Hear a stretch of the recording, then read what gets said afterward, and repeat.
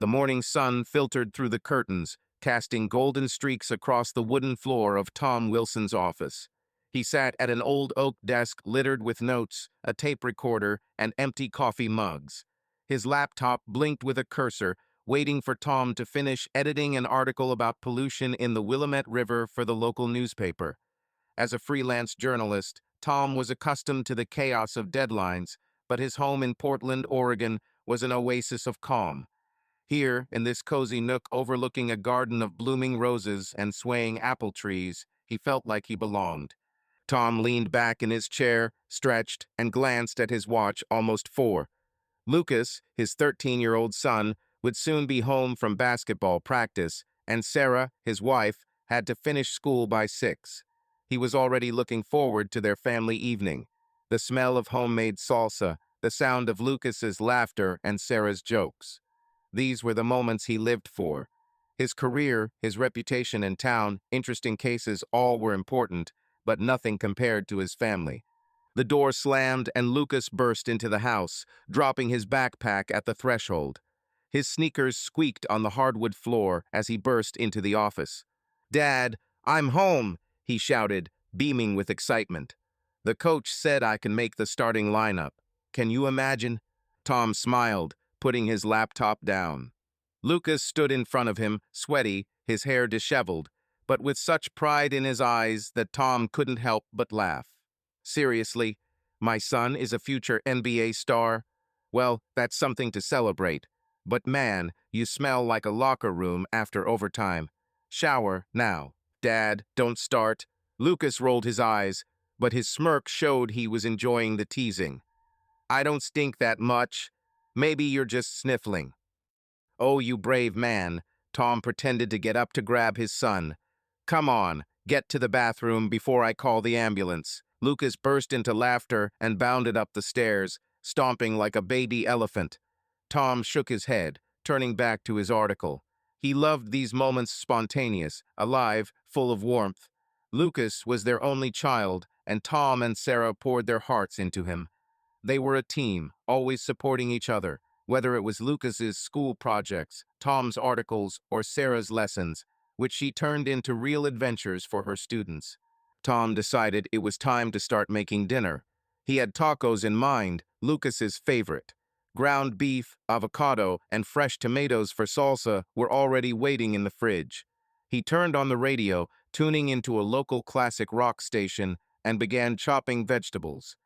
The simple act of working with his hands helped him unwind after a stressful day at his laptop. By 6 o'clock, the house was filled with the aroma of grilled meat and spices. Sarah walked in, as always, with a smile that could melt the ice. Her dark hair was pulled back into a messy bun, and she was holding a folder of her students' work. "Wow, it smells like a Mexican restaurant," she exclaimed, hugging Lucas, who came downstairs in a clean t-shirt. "Are you two trying to spoil me?" "Mom," I said, "add more pepper, but Dad said you couldn't handle it," Lucas teased, winking at Tom. "Is this a challenge?" Sarah narrowed her eyes, throwing her bag on the couch. "Tom Wilson, are you questioning my tolerance for spicy food?" "I'm just saving your taste buds, my dear," Tom winked, handing her a spoonful of salsa. "Try it, expert." Sarah tried it and rolled her eyes dramatically. "Not bad, but I'd add some lime." "Lucas, are you with me?" "Yeah, Mom, lime is our everything."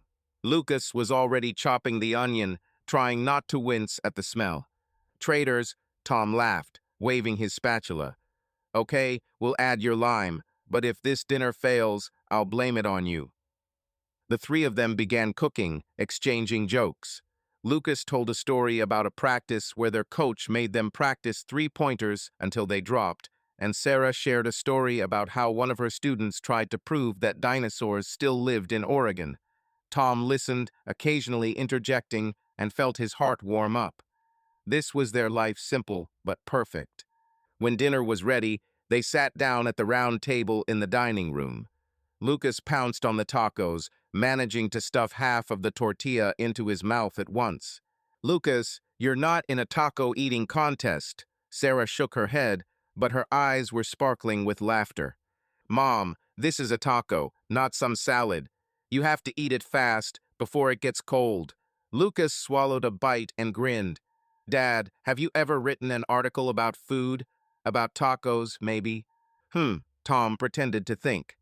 How Tacos Saved Portland, an investigation by Tom Wilson. Sounds good? That sounds like nonsense, Lucas chuckled, and Sarah joined him. Hey, I can make a splash out of this. Tom pretended to be offended. Sarah, back me up. Sorry, honey, I'm with Lucas. Tacos aren't a sensation, they're a way of life. She winked at her son. Dinner was equally light-hearted.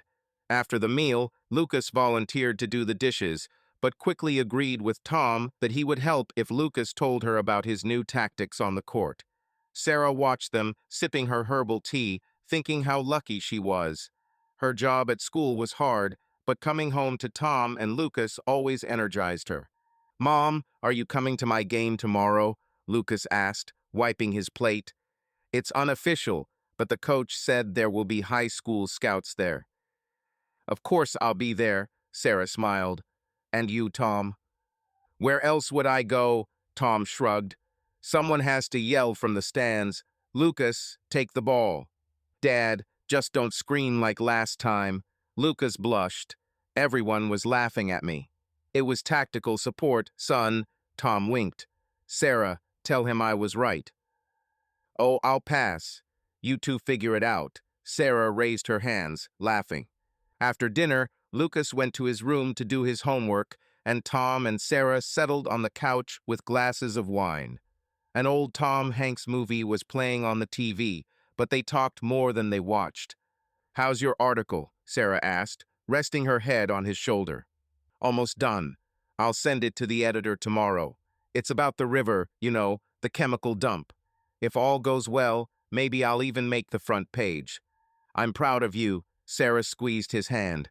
You always find such important topics. You always find a way to inspire your students, Tom kissed her forehead. Lucas told me about how you made a whole game about food chains in class.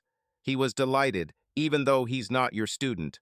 It was fun, Sarah smiled. Although one guy asked if it was okay to eat your hamster if it was part of the food chain. And what did you answer? We'd better start with a salad, she laughed. Tom, we're doing pretty well, aren't we? The best, he hugged her tighter. We're the dream team. They sat, enjoying the silence and each other's warmth. The apple trees rustled outside the window, and it seemed that nothing could disturb their happiness. Tom did not know that tomorrow his world would turn upside down. Later, after Sarah had gone to bed, Tom stopped by to say goodnight to Lucas. His son was sitting at the table, surrounded by textbooks, but with his phone in his hands. Hey, champ, homework or TikTok? Tom narrowed his eyes. Homework, Dad, honestly. Lucas quickly hid his phone. Well, almost. Okay, let's say I believe you. Sleep no later than 10, agreed. Yeah, Lucas nodded. Dad, are you really coming to the game? Sure. And maybe I won't even yell, Tom winked. I don't believe it, Lucas grinned. Tom closed the door and went back into the living room to turn off the light. He looked at the photograph on the mantelpiece, the three of them on the beach last summer, laughing, sand in their hair. He smiled. This was his life, and he wouldn't trade it for anything. Morning light flooded the kitchen as Tom Wilson made coffee. The aroma of freshly brewed beans filled the house, mingling with the toast he was making for Lucas. It was 7 in the morning, and the house was unusually quiet. Sarah had already left for school to prepare her materials for class, and Lucas was still asleep, recovering from yesterday's practice. Tom enjoyed the rare moment of solitude, sipping his coffee and scanning the headlines on his tablet. His article on the pollution in the Willamette River was almost finished, and he was looking forward to sending it to his editor this afternoon. He got up to check the mail he hadn't had time to sort through yesterday. Among the electricity bills and flyers for a garden furniture sale was a thick white envelope with no return address. On it, in neat handwriting, was his name, Tom Wilson. Curiosity got the better of him, and he tore it open, expecting it to contain documents from a client, perhaps, or another request for an article. but inside was a piece of paper and a small black flash drive, neatly secured in a plastic holder. Tom unfolded the letter and began to read. Dear Mr. Wilson, my name is James Clark, and I am the husband of Caitlin Clark, a colleague of your wife Sarah's at the Portland School District. I regret to inform you that I recently became suspicious of Caitlin's infidelity during her on-site teacher training retreats. I hired a private investigator to confirm my suspicions and discovered that your wife Sarah and another colleague, David Reynolds, are also involved in the affair. Their affair has been going on for 2 years. The enclosed flash drive contains evidence, including video, audio, and the investigator's report from the most recent seminar in Seattle, February 10, 12. I plan to file for divorce and file a lawsuit against the school district for ignoring moral standards in employee contracts. I ask that you consider joining me and the other betrayed spouse in this lawsuit. Please contact me to discuss the details. My phone number is listed below. With regret, James Clark. Tom froze, rereading the letter. His heart was pounding, his fingers gripping the paper so tightly it was crumpled. Sarah. Hi, Sarah. It couldn't be true. They'd been together for almost 20 years, since college. She was his best friend, his rock, the mother of their son. He tossed the letter onto the table as if it had burned him, and stared at the flash drive. Part of him wanted to throw it away without looking, but another part of him, the part that had spent years digging into dirty secrets for the sake of investigative journalism, demanded the truth. He took the flash drive and headed into the office, closing the door. His hand shook as he inserted it into the laptop. A folder of files appeared on the screen, several video files, audio recordings, and a PDF of the detective's report. Tom clicked on the first video file, dated February 10th. The image loaded, showing a hotel room clearly filmed with a hidden camera. Sarah, Caitlin, and a man Tom assumed was David were sitting on the couch, laughing and holding glasses of wine. Their behavior was too close, too intimate. Sarah, wearing a tight dress Tom had never seen before, leaned in and kissed David.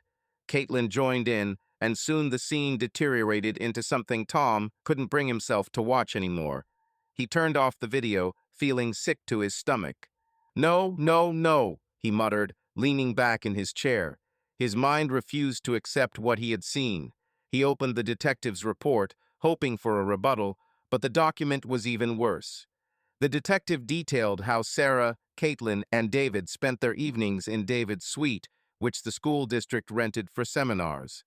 Their meetings would begin with dinner at a restaurant, then continue in the suite, where they would indulge in intimate pleasures. The report also mentioned Sarah's secret bank account, into which bonuses for outstanding achievement were deposited about $75,000 over 2 years. The detective even included statements confirming the transfers. Tom closed his laptop, unable to continue. He felt his world crumbling. Sarah, the woman he loved, the mother of his son, had been living a double life. 2 years, 4 seminars a year, 3 days each. That's almost 24 nights of lying to him, to Lucas, to their families. He remembered her calling home from those trips, cheerfully talking about boring presentations and dinners with colleagues. It was all a lie. Dad, are you there? Lucas's voice came from behind the door. Tom winced, quickly putting the flash drive away in the desk drawer. He took a deep breath, trying to get a grip on himself. Yes, son, I'm here, he replied, trying to keep his voice even. Are you ready for breakfast? Lucas walked in, already in his school uniform, with his hair disheveled. Is the toast ready? I'm starving, he said, throwing his backpack on the sofa. Where's Mom? She left for school early. Tom forced himself to smile. Sit down, I'll bring everything right now. He served Lucas peanut butter toast and juice, trying to act normal. Lucas chattered about the upcoming game, about how the coach had praised him for his accurate shots, but Tom was barely listening. His mind was on the letter, the flash drive, Sarah. Dad, why are you so thoughtful? Lucas squinted, biting into his toast. Is this about your article? Is someone threatening to sue again? No, son, just. A lot of work. Tom forced a smile. Tell me more about your game. Are the scouts definitely coming? Yes, the coach said a couple of kids from high school are coming to watch. I gotta show them what I can do. Lucas perked up. Dad, you won't forget to come, will you? And don't yell like last time, okay? I promise I'll be as quiet as a mouse. Tom raised his hands in a playful surrender gesture. But if you hit a three-pointer, I might not be able to resist. Dad, seriously, Lucas rolled his eyes, but smiled.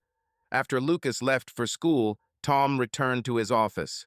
He pulled out James Clark's letter again and reread it. A lawsuit against the school district, that could mean Sarah would lose her job. But more importantly, how would he tell Lucas? How would he explain that their family, their perfect life, had been built on a lie? He thought about Sarah, how she'd laughed yesterday, making tacos, cuddling him on the couch. How could she have faked it so well? Tom picked up the phone and dialed Mark, his best friend from college. Mark was a real estate attorney, but his sober outlook on life always helped Tom cope with difficulties. Hey, Mark, it's Tom. Are you free today? I need to talk. Urgently. Tom, are you okay?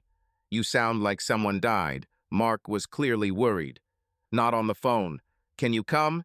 And I'll call my mom. This is serious. Okay, I'll be there in an hour. Hang in there, brother.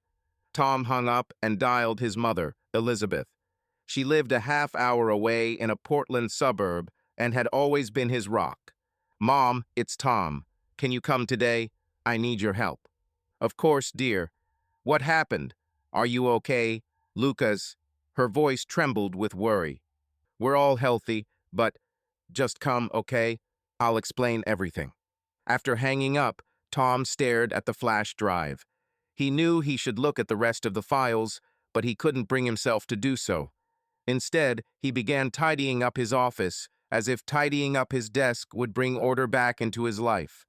He put away the mugs, folded the papers, and dusted the shelves. But he couldn't stop thinking about Sarah. How could she? Why? What had he done wrong? By the time Mark and Elizabeth arrived, Tom was on edge. He met them in the living room, clutching a letter in his hand. Tom, what the hell is going on? Mark was as blunt as ever. You look like you've seen a ghost. Elizabeth put her hand on his shoulder. Son, tell us. Whatever it is, we can handle it. Tom took a deep breath and handed them the letter. Read it, and then I'll show you the rest. Mark and Elizabeth exchanged glances as they read. Mark's face turned red with anger, and Elizabeth covered her mouth with her hand, her eyes filling with tears. Is it true? She asked quietly. Sarah, is it true? I saw the video, Tom said hoarsely. It's her. For 2 years, Mom. For 2 years, she lied to me, to Lucas, to all of us. Bastard, Mark cursed. I'm sorry, Elizabeth, but it's just... Tom, what are you going to do? I don't know. Tom sank down on the couch, covering his face with his hands. Divorce, probably. But Lucas, how am I going to tell him? And this lawsuit against the school district. I don't know if I want to be involved in that. You have to, Mark said. If they knew what was going on at those seminars and did nothing, they're as guilty as Sarah. This could be your leverage. Mark is right, Elizabeth added. But think of Lucas first. This is going to be hard for him. You have to be strong, Tom. I'm trying, Tom looked at them, his voice shaking. But I don't know how to be strong when everything I believed in turned out to be a lie. They sat in silence as Tom tried to collect his thoughts. He knew there were tough decisions ahead, but for now he just needed to get through the day. Tom Wilson sat on the back porch of his house, looking out at the apple trees that swayed gently in the breeze.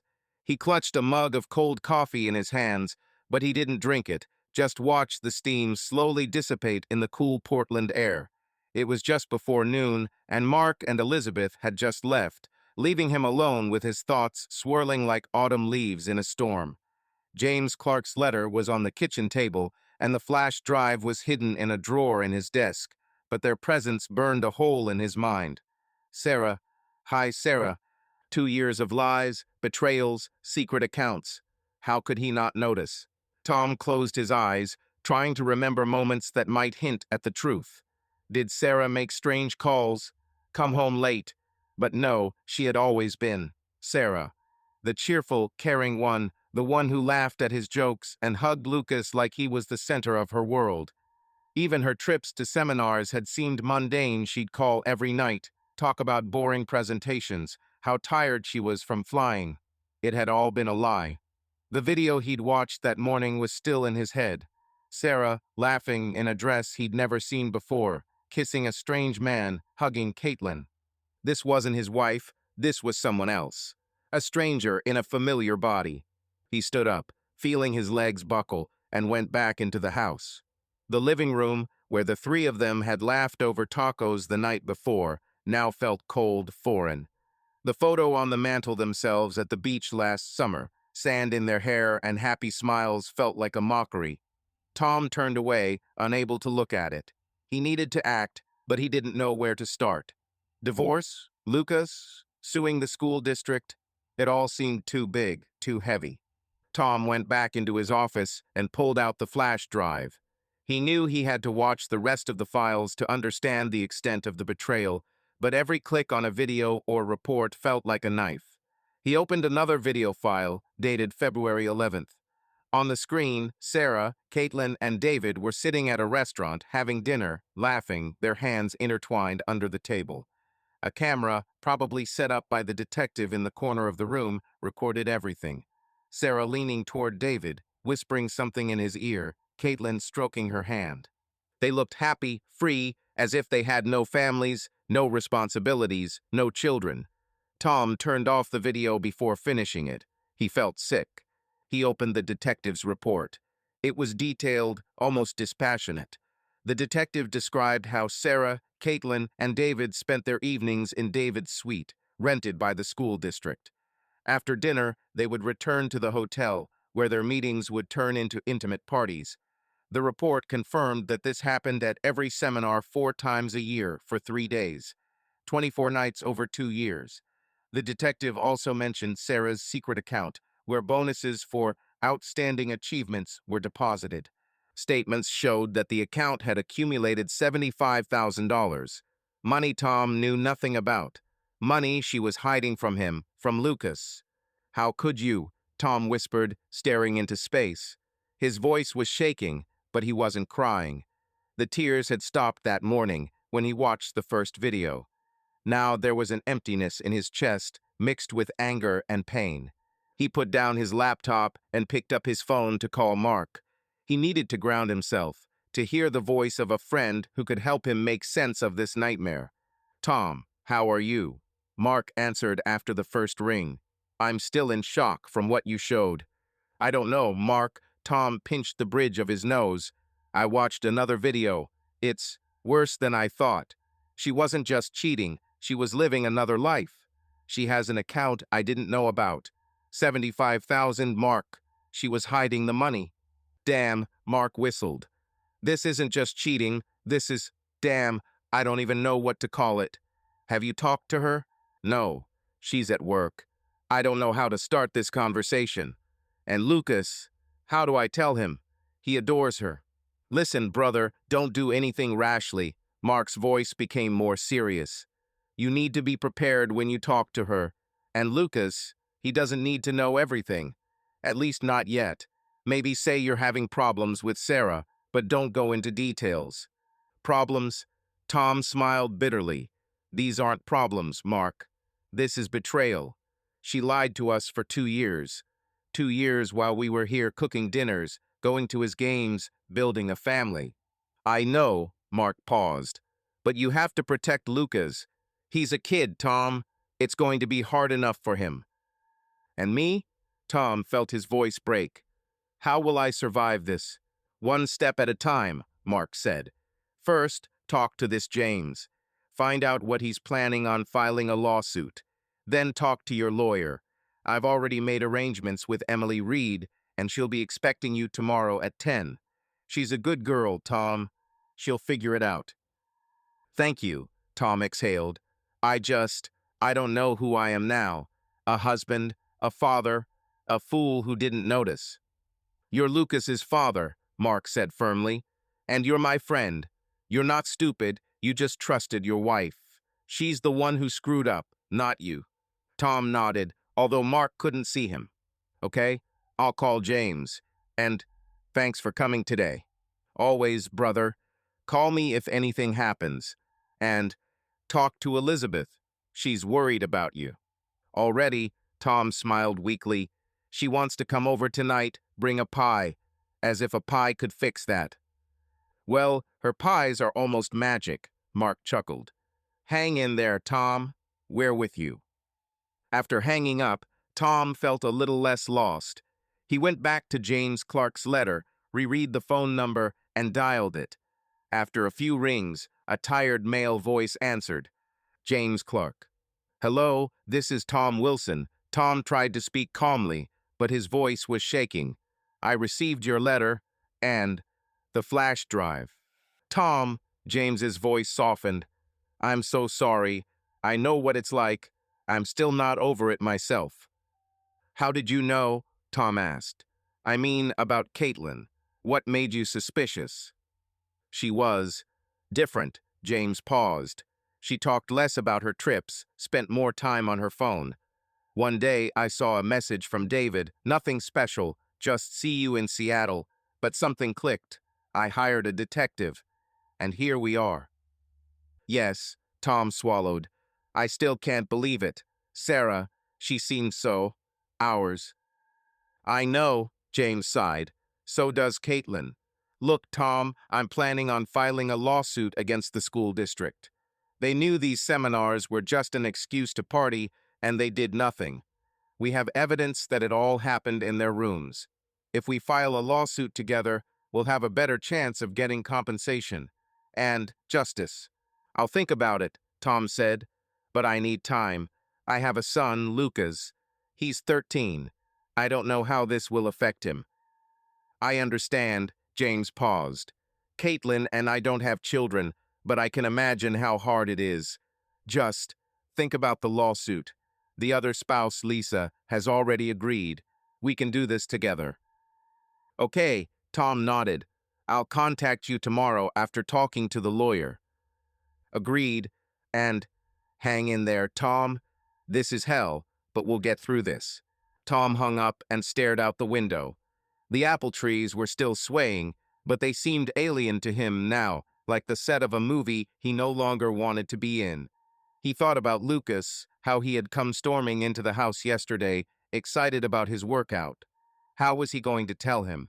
How was he going to explain that their family, their perfect life, had been built on a lie? The door slammed and Lucas's voice came from the hallway. Dad, I'm home. We have a game tomorrow, remember? Lucas flew into the living room, throwing his backpack. Where's Mom? She promised to help with my biology homework. Tom forced himself to smile, even though his insides were clenching. She's still at school, son. She'll be there soon. How was training? Fine, Lucas shrugged, heading for the fridge. The coach was yelling at me again for not passing, but I hit 3 threes. Dad, you have to see this tomorrow. I'll see, Tom nodded, trying to keep his voice even. Now go do it. Homework. If Mom promised to help, she will help when she gets back. Lucas went upstairs and Tom returned to the office. He knew he had to talk to Sarah tonight, but the thought terrified him. How was he going to look her in the eye? How was he going to ask her why she did it? He felt broken, but he knew he had to be strong for Lucas. He took out his notebook and began writing down the questions he wanted to ask Sarah. Not to blame, but to understand. Why? When did this start? Did she even love him? The clock was ticking, approaching the moment when Sarah would walk into the house, smile as if nothing had happened, and their life would finally split into before and after. Rain pounded the roof of Tom Wilson's house, turning the garden into a blurry watercolor painting outside the window. Inside, it was quiet, except for the television in the living room, which muttered something about a basketball game. Lucas was sprawled on the couch, watching the game, unaware that his father was sitting at the kitchen table, trying to pick up the pieces of his life. The letter from James Clark that Tom had received that morning was still crumpled on the table, a symbol of his crumbling world. The flash drive containing the evidence of Sarah's infidelity was hidden in the study, but its shadow loomed over his every move. Tom called Mark, his best friend, and Elizabeth, his mother, because he knew he couldn't do this alone. He needed their perspective, their support, to help him figure out how to move forward. Sarah would be home in a few hours, and he needed to be ready for a conversation that would change everything. But what scared him most was the thought of Lucas. How could he protect his son from the truth that would break his heart? "Dad, are you coming to watch the game?" Lucas called from the living room. "Lillard's scoring now." "Right away, son," Tom said, trying to keep his voice even. "Give me a few minutes, okay?" "Okay, but hurry up." Lucas turned back to the TV, and Tom heard him let out a cheer after another dunk. Tom stood up to put the kettle on. The simple actions of pouring coffee, getting out a cookie, helped him keep his composure. He knew Mark and Elizabeth would be arriving soon, and he was trying to prepare for the conversation. He needed to do more than just vent. He needed to find a plan for moving forward. Divorce, custody, suing the school district. It all seemed too much, but he couldn't let himself get caught up in the emotion. The doorbell rang, interrupting his thoughts. Tom opened it, and Mark walked in, shaking the rain off his coat. His face was serious, but his eyes sparkled with familiar energy. "So, brother, ready for a family meeting?" Mark clapped Tom on the shoulder. "The weather is crap, but I'm here. Where's Elizabeth?" "Parking." Tom nodded toward the street. "She insisted on driving there herself." "Stubborn as always," Mark chuckled, hanging up his coat. "Is Lucas home?" "Yeah, in the living room, watching basketball." Tom lowered his voice. "He doesn't know anything, and I want to keep it that way until I figure it out." "Got it," Mark nodded. "Let's go to the kitchen. Let's not disturb him." A minute later, Elizabeth walked in, holding a container of apple pie. Her gray hair was slightly tousled by the wind, but she smiled when she saw Tom. "Darling," she hugged him tightly, like she had in childhood. "I brought a pie. Maybe it will comfort you a little." "Thank you, Mom." Tom hugged her back, feeling the lump in his throat grow larger. "Let's go to the table." They settled into the kitchen, away from the living room, where Lucas was still absorbed in the match. Tom took a deep breath, gathering his thoughts. "I still can't believe it," he began, looking at Mark and Elizabeth. "I watched the video this morning, read the report. It's true. Sarah cheated on me for 2 years with Caitlin and David. 2 years of lies, a secret account, all of it. I don't know how I didn't notice." Mark clenched his fists, his face turning red with anger. "It's not your fault, Tom. She lied to you. She lied to us all. I thought Sarah was good, but damn, this is just betrayal." Elizabeth placed her hand on Tom's shoulder, her eyes full of pain. "Son, I know how hard this is for you. I can't understand either. Sarah always seemed so loving, but you have to decide what to do next. For yourself and Lucas." "I know," Tom nodded, his voice hoarse. "I want a divorce. I can't live with her after this. But Lucas, he's my priority. I want him to stay with me in this house. I don't want his life turned upside down." "That's right." Mark leaned back in his chair. "But divorce isn't easy. You need a good lawyer. I know one, Emily Reed. She practices family law, sharp as a razor. I can call her right now, set up a meeting." "Thank you," Tom smiled weakly. "I'd like to meet her as soon as possible. Tomorrow, if possible." "Consider it done." Mark took out his phone and started scrolling through his contacts. "I'll call her as soon as I leave here. You'll like her, Tom. She's not the type to drag things out." Elizabeth looked at her son, her gaze full of concern. "What about Lucas? Will you tell him? He'll sense that something's wrong." "I don't know, Mom." Tom shook his head. "I don't want him to know everything. Maybe I'll tell him that Sarah and I are having problems, but I won't tell him the details. He can't know about the video, about her, other life. It'll crush him." "You're right." Elizabeth squeezed his hand. "He's just a kid. But he's smart, Tom. He'll notice if you and Sarah are acting weird. Maybe we should tell him something simple so he doesn't start making up his own versions. Like, Tom looked at her. What can I say? Mom and Dad had a fight, and now I'm sleeping in the guest room. Maybe so, Elizabeth shrugged. The main thing is that he knows that you both love him, and that you'll always be there. Yeah, Mark nodded, sending a message to Emily, and keep him away from those videos. If he sees them, shit, I don't even want to think about it. Tom shuddered at the thought. They're on my desk, under lock and key, but I'm still afraid. He's curious. If he starts digging around, then make sure he doesn't get there. Mark looked at him seriously. What about this lawsuit? Have you talked to James? Yeah, this morning, Tom sighed. He wants to sue the school district. He says they have proof it all happened in the rooms the district rented. If we file together, we'll have a better chance of getting compensation. But I don't know. Part of me just wants to forget about it, and the other part wants them to pay. They have to pay. Mark slammed his fist on the table. If the county knew what was going on and did nothing, they're complicit. You could get millions, Tom, and it's not just about money, it's about justice. Mark's right, Elizabeth nodded, though her voice shook. But the main thing is Lucas. If this lawsuit can help you secure his future, it might be worth a try. Tom looked at them, feeling their support giving him strength. Okay, I'll think about the lawsuit. But first I have to talk to Sarah. Tonight, I don't know how to do it, but I have to. Be calm but firm, Mark advised. Don't let her manipulate you. She'll ask for forgiveness, cry, but you've seen the evidence. She won't be able to deny it. What if she tries? Tom looked at his friend. What if she says it's all a mistake? Then show her one photo, Mark shrugged. One will be enough. She won't be able to get out of this. Elizabeth frowned. Mark, this is not a game. Tom, if you decide to show her the evidence, do it carefully. She is still Lucas's mother. Don't let your anger get the better of you. I'm trying, Mom. Tom clenched his fists. But I'm so angry, and it hurts. I loved her, you know. I thought we were a team.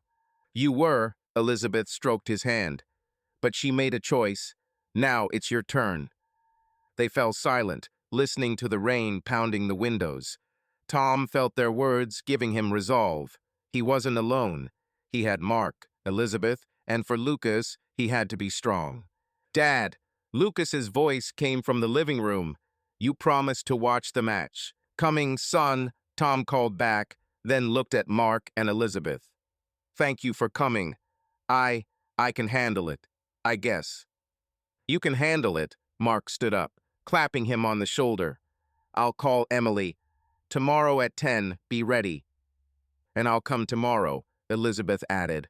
If necessary, I'll sit with Lucas while you go to the lawyer. Thank you, Tom hugged them both. You have no idea how much I need this.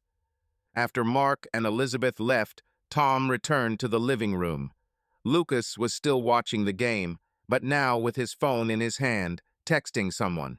Hey, champion, Tom sat down next to him. Who's writing to you? Just the guys from the team, Lucas shrugged. Discussing tomorrow's game. Dad, are you sure you're coming? Of course, Tom smiled, although everything inside was clenching. I wouldn't miss it for anything. Tom Wilson drove through the wet streets of Portland, the windshield of his old Ford covered in rain that his wipers idly swept away. The morning was gray and overcast, which reflected his mood perfectly. The conversation with Mark and Elizabeth last night had given him strength, but the night had been sleepless as he tossed and turned, thinking about Sarah, Lucas, and how to tell his wife that their marriage was over. James Clark's letter and the flash drive with the evidence of her infidelity lay in his backpack like weights he carried on his shoulders. Today he had met with his lawyer, Emily Reed, to figure out how to protect Lucas and himself from this nightmare. Tom parked in front of a small downtown office building that housed a law firm. The sign read Reed and Associates, but Mark assured him that Emily was the best family lawyer in Portland. Tom glanced at his watch, 9:55. He was punctual as always, but he felt like he was going to the gallows. He steeled himself and walked into the office. It was cozy inside. Light walls, a couple of green plants, and a reception desk with a smiling young woman sitting behind it. "Mr. Wilson," she asked, looking at him. "Yes, it's me," Tom nodded, trying to look collected. "Miss Reed is waiting for you. Come along," she pointed to the corridor. Tom followed her into a small office where a woman in her 40s, with short dark hair and a sharp gaze, sat at a desk. Emily Reed stood up, holding out her hand. "Tom, I'm Emily," she said, her voice warm but businesslike. "Mark's told me a lot about you. Have a seat." "Thank you for seeing me so quickly." Tom shook her hand and sat down, feeling the tension ease a little. "Just call me Tom." "Okay, Tom," Emily smiled, opening her laptop. "Mark said you were in a tough situation. Tell me what's going on. And don't be afraid of the details. Everything you say will stay between us." Tom took a deep breath, pulling James Clark's letter and the flash drive out of his backpack. He placed them on the table, as if getting rid of a toxic load. "I got this yesterday," he began, gesturing to the letter. "From James Clark, the husband of my wife Sarah's colleague. He claims that Sarah cheated on me for 2 years with two other teachers, Caitlin and David, during retreats in Seattle. He has evidence, video, audio, a detective's report. I watched some of it, and it's true." Emily took the letter, quickly scanning it. Her eyebrows rose slightly, but she maintained her professional composure. "Go on," she said, taking notes. They met 4 times a year for 3 days for these seminars. Tom spoke slowly, trying to keep his voice even. "It was all in rooms rented by the school district. Sarah has a secret account where her bonuses were deposited about $75,000. I didn't know anything about it. James wants to sue the district for not enforcing employee morale. He asked me to join him." Emily nodded, writing something down in her notebook. "What do you want, Tom? What is your goal?" "I want a divorce," he said firmly, though his insides were clenching. "But the main thing is my son, Lucas. He's 13. I want full custody and for him to live with me in our house. This is his home, his school, his life. I don't want all of that to fall apart because of Sarah." "I see." Emily put her pen down. "Let's take this one step at a time. Oregon has a no-fault divorce, which means Sarah's infidelity won't be directly considered by the court when dividing property or custody. Typically, assets are split 50-50 unless there are special circumstances. But custody is a different matter. The court always puts the child's best interests first. Tell me about Lucas. Who is more involved in raising him between you and Sarah?" Tom thought, rubbing his temples. "I work from home, so I'm always there. I take him to practice, help him with his homework, and cook dinner. Sarah, she does it for him too, but she often stays late at school, preparing lessons, grading papers. She has less time. But Lucas adores her. Or adored her." "Okay," Emily nodded. "Being the primary caregiver in day-to-day life may work in your favor. The judge will consider who provides stability for the child. But Sarah will likely fight for joint custody. She may argue that her role as a mother is just as important." "She doesn't deserve him." Tom couldn't contain his anger. "She lied to us for 2 years, lived another life while we were here, building a family." Emily looked at him with sympathy. "I understand your pain, Tom, but the court won't look at this from an emotional standpoint. Infidelity, even this egregious, doesn't automatically make her a bad mother in the eyes of the law. If she wants, she can get joint custody or regular visitation. Is there anything else that might affect her fitness to parent?" Tom thought about it. "I don't know. She's a good mother, or was. Lucas loves her, but I don't know how he'll react when he finds out. I don't want him to know everything, but he's smart. He'll sense that something's wrong." "That's important," Emily made a note. "If Lucas expresses a desire to stay with you, the judge may take his opinion into account, especially at his age. But you need to be careful with the evidence. The video and audio the detective collected could be problematic. If they were obtained illegally, for example without consent to record, The court may not accept them. Did you watch everything on the flash drive? Not everything, Tom admitted. I couldn't. One video was enough. I understand, Emily nodded, but I need to know what we're working with. Can you pass me the flash drive? I'll review the materials confidentially to see how they can be used. Tom reluctantly handed over the flash drive, feeling his stomach clench. Just, don't let Lucas see this. Never. Sure, Emily said, putting the flash drive away. Now about the lawsuit against the school district. If you join, it could give you financial leverage, but it could also complicate things with Sarah. If the district fires her, it could impact her income, which could impact her ability to pay child support or support Lucas if they have joint custody. Are you prepared for that? I don't want her to go broke, Tom said, but I want justice. If the county knew what was going on and didn't do anything, that's their fault. And I want Lucas to be provided for if things go to hell. Okay, Emily smiled. I'll prepare the divorce papers, including your request for full custody and residence in the home. We'll also ask for a 50/50ths property split. As for the lawsuit, I'd recommend meeting with James and his attorney to discuss the details. If you decide to participate, I can coordinate with their team. Thank you. Tom felt some of the weight lift off his shoulders. I didn't think I'd ever be in this position. Nobody does. Emily looked at him warmly. But you're doing the right thing by putting Lucas first. That's the main thing. I'll have a draft of the paperwork ready by tomorrow. Bring me all the financials bills, mortgage, savings. That'll help us prepare. Okay, Tom nodded. I'll collect everything today. One more thing, Emily leaned forward. When you talk to Sarah, keep your cool. Don't show her all the evidence at once. Just tell her what you know and give her a chance to explain. Sometimes people open up when they feel like they're being pushed. I'm not sure I want her to explain, Tom smiled bitterly, but I'll try. And Tom, Emily looked him in the eye. This is going to be hard, especially for Lucas. Consider talking to a couples therapist. Not for you and Sarah, but for Lucas. He might need it to help him get through this. I'll think about it, Tom nodded. Thank you, Emily. You have no idea how much this helps. That's why I'm here, she smiled. Mark said you were a good guy. I see he wasn't wrong. Tom left the office feeling a little less lost. The rain had picked up, and he turned up the collar of his jacket as he headed for the car. Emily had given him a plan, a structure he could follow. But the thought of talking to Sarah still terrified him. How would he look her in the eye? How would he tell Lucas that their family would never be the same again? When Tom returned home, he found Lucas at the kitchen table with a biology textbook and a displeased look on his face. Dad, this mitosis stuff is total crap. Lucas pointed at the page with his pencil. Mom promised to help, but she's not here yet. Where is she? Coming soon, Tom forced himself to smile. Let me try.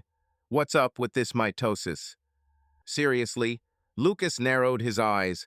You're a journalist, not a scientist. Hey, I can Google as well as your mom, Tom winked, sitting down next to her. Come on, let's figure it out. They sat for half an hour, figuring out cell division, and Tom was grateful for the distraction. But every time Lucas mentioned Sarah, his heart sank. Tom Wilson sat in his office, staring at the screen of his phone where James Clark's number was flashing. Outside, Portland was drowning in gray rain, and wet apple tree leaves stuck to the glass, as if trying to remind him of yesterday's life, when everything still seemed normal. Tom felt a little more collected after his morning meeting with Emily Reed's lawyer, but the thought of his conversation with Sarah that evening still clenched his stomach. Before he faced her, he decided to call James Clark, the man who had unwittingly turned his life upside down by sending that damned letter. Tom wanted to understand what kind of person James was and how serious he was about suing the school district. He took a deep breath, pressed the call button, and put the phone to his ear. After 3 rings, a tired but calm voice came through. James Clark, said the man on the other end. Hello, James. This is Tom Wilson. Tom tried to speak evenly, although his heart was pounding. "We spoke yesterday. I... I'm ready to discuss everything in more detail." "Tom, I'm glad you called." James's voice softened, but there was the same pain in it as Tom's. "Are you okay? I know that letter. It's like a bomb." "Yeah," Tom smiled bitterly. "Bombshell is putting it mildly. I'm still trying to wrap my head around it. Just got back from my lawyer. She's recommending I consider suing the school district." "Okay," James paused. "My lawyer, Linda Hayes, is already preparing the documents. But let's start from the beginning. What do you want to know?" Tom leaned back in his chair, looking at the photo of Lucas on the table, his son in his basketball uniform, smiling widely after his first game of the season. "How did you know?" Tom asked. "I mean, what made you suspicious of Caitlin?" I... I still don't understand how I didn't notice anything with Sarah." James sighed, and Tom heard him take a sip of something, probably coffee. "It was gradual," James began. "Caitlin was always open, outgoing. But a couple of years ago, she started acting weird when she came back from these seminars, talking less, spending more time on her phone. One day, I saw a text from David Reynolds, nothing special, just meet you in Seattle. But something clicked. I started asking questions. She was evasive. So I hired a detective. And now, here we are." "I see." Tom squeezed the phone. "Sarah didn't have anything like that. She called every night from the seminars, told me how boring everything was, how tired she was. I believed her, like a fool." "You're not stupid," James said firmly. "We both trusted. They were the ones who chose to lie. Caitlin did the same thing, called, talked about work, and then I saw the video. It broke me." "Yeah," Tom closed his eyes, remembering the footage of Sarah laughing with David and Caitlin. "I only watched one. I couldn't go on. How do you deal with that?" "It's bad," James answered honestly. "Caitlin and I don't have kids, so maybe it's easier for me. But I still love her, Tom. That's the worst part. I hate her for what she did, but I can't just turn my feelings off." Tom nodded, though James couldn't see him. He felt the same thing, anger, pain, but somewhere deep inside, there was still love for Sarah, whom he had known for 20 years. "I have a son, Lucas," Tom said. "He's 13. He doesn't know anything, but I have to protect him. That's why I want a divorce and full custody. But this lawsuit, I'm not sure. What will it give us?" "Fairness, for starters," James said heatedly. "The school district filmed these numbers. They knew the workshops were more party than business, and they did nothing. We have video of their logos on the walls, their badges on the tables. This is their territory, Tom. They didn't monitor their employees, violating the morality clauses of their contracts. My attorney says we could be worth millions. Lisa, David's wife, has already agreed to join. If you're on board, we have a better chance." "Millions?" Tom squinted. "Is that real?" "Linda thinks so," James said. "The county doesn't want the publicity. If these videos get out, their reputation will be ruined. They'll offer a settlement to make this go away. But I'm not just talking about money. I want Caitlin, Sarah, and David to pay for what they did. Firing them is the bare minimum." Tom thought about it. Firing Sarah would mean she would lose the job that was part of her life. But didn't she deserve it? She had lied to him, to Lucas, to their families.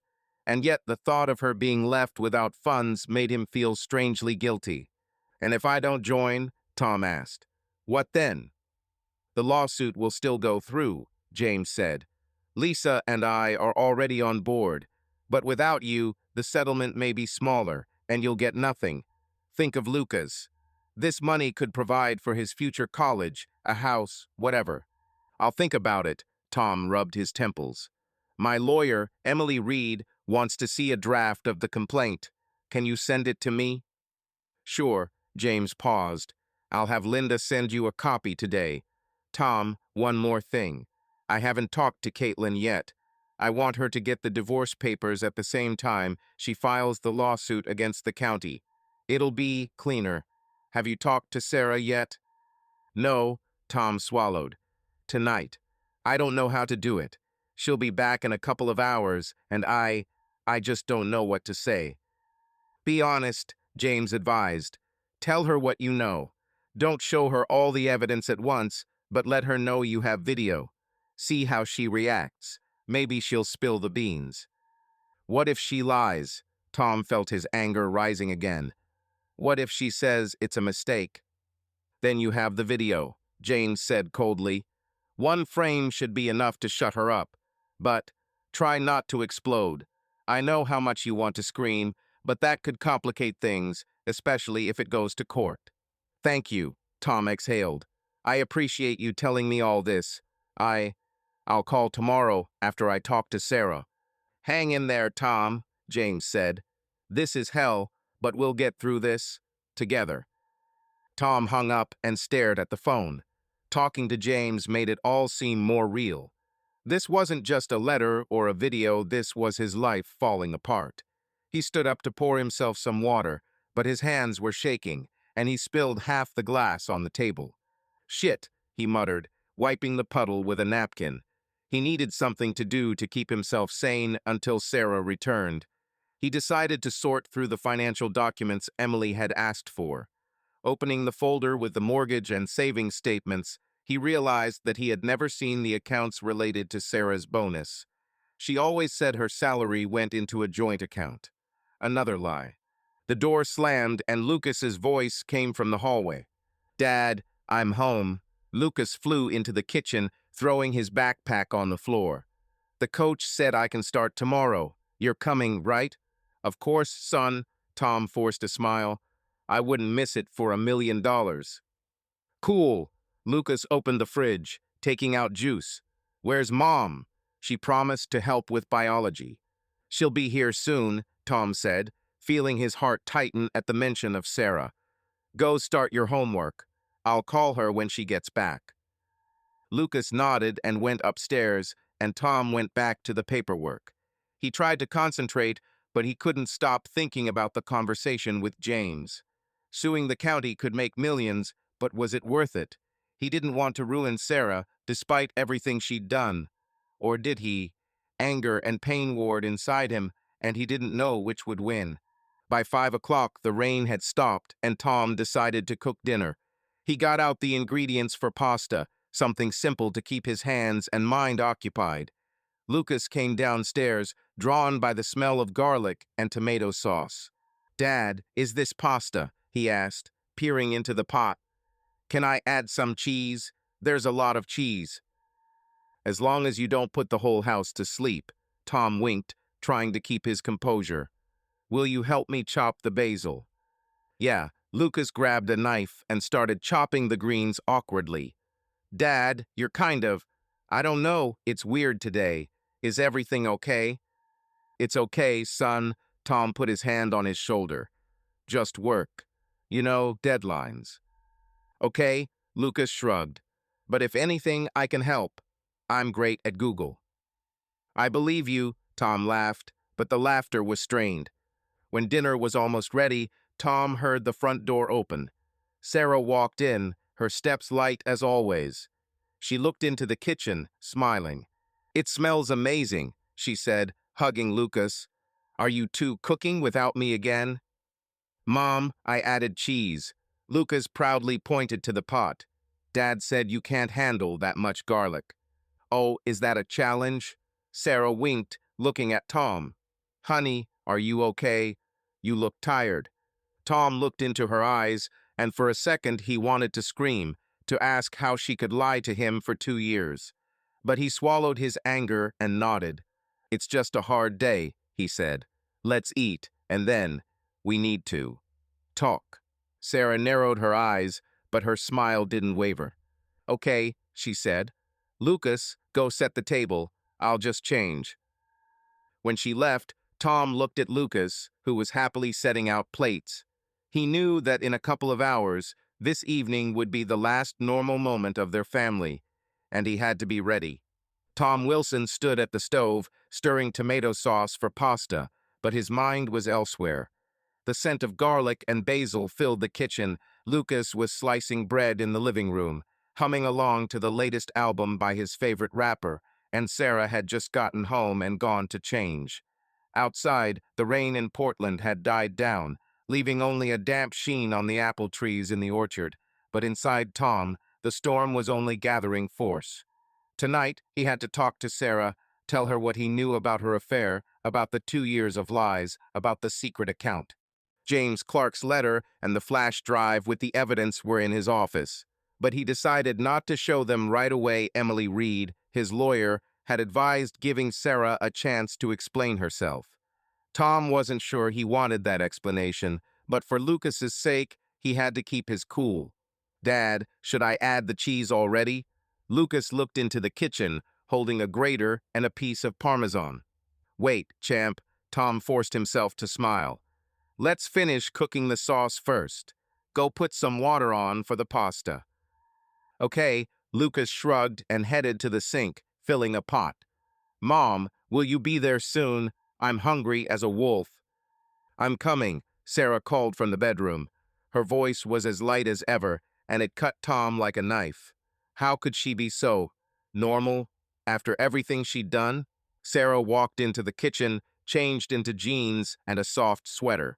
Her dark hair was down, and she smiled when she saw Lucas working. "Wow, my son's cooking," she winked, wrapping her arm around his shoulders. "Tom, did you bribe him, or did he volunteer?" "Myself," Tom answered, not looking up from the pot. "He's a future NBA star. He should be able to do everything." "Right," Lucas grinned. "Dad, tell her about the game tomorrow. I'll be in the starting lineup." "Really?" Sarah turned to her son, her eyes lighting up. "Lucas, this is awesome. I'll definitely come. But no shouting from the stands, okay, Tom?" Tom nodded, but his smile was forced. He couldn't look at her without images from the video flashing through his mind. Sarah laughing with David and Caitlin, her hands on their bodies, her smile just like this, but for others. He gripped his spoon so hard his knuckles turned white. Dinner passed in the usual family chatter. Lucas talked about training, about how the coach made them run laps until one guy collapsed from exhaustion.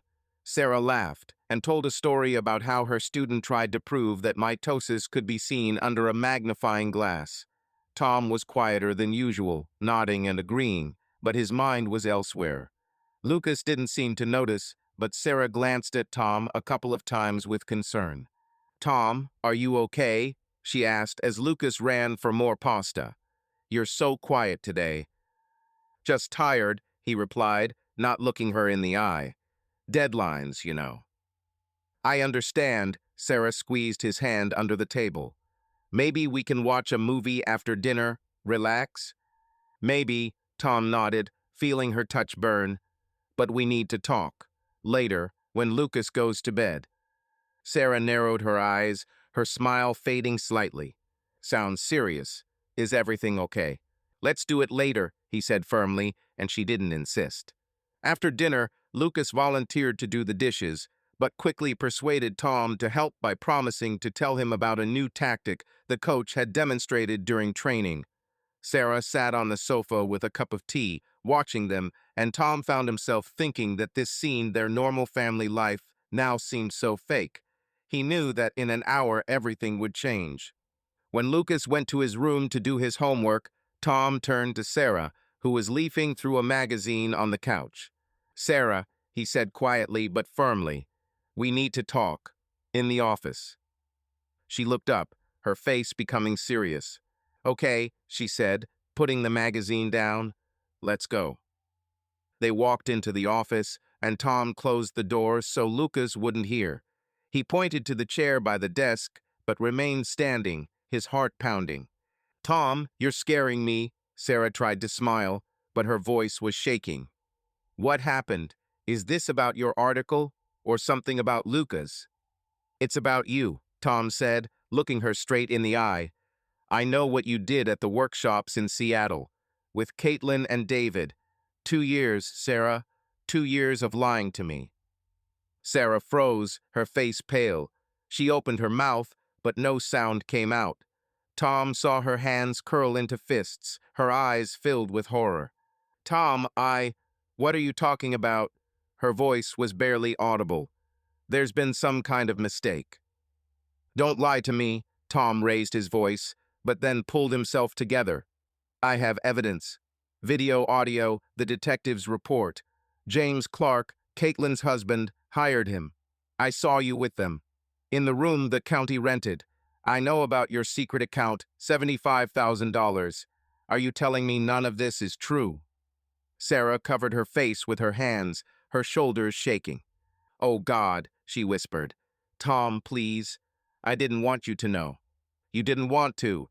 Tom felt his anger boiling over. 2 years, Sarah, 24 nights. You called me, told me how tired you were, how boring these seminars were, and yet, you were with them. How could you?" "I don't know." Sarah looked up, tears streaming down her cheeks. "It started so, casually. We were close colleagues, we worked together, and celebrated successes. One day we were drinking, and it went too far. I didn't mean to hurt you, Tom. I love you. I love Lucas." "Do you love me?" Tom laughed bitterly.